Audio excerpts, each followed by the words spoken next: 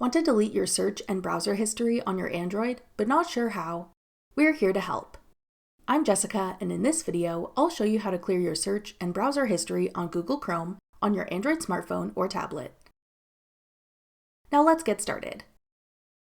To clear your search and browser history on an Android device, first open the Chrome app. Tap the three dots in the top right corner. Select History. Then tap Delete Browsing Data.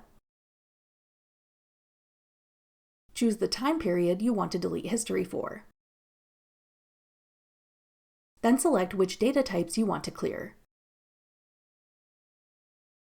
Finally, tap Delete Data to delete your history. That's all it takes to clear your Google search and browsing history on Android. For more helpful Android tips and tricks, check out our full playlist of Android tutorials. Click the playlist on your screen now to watch.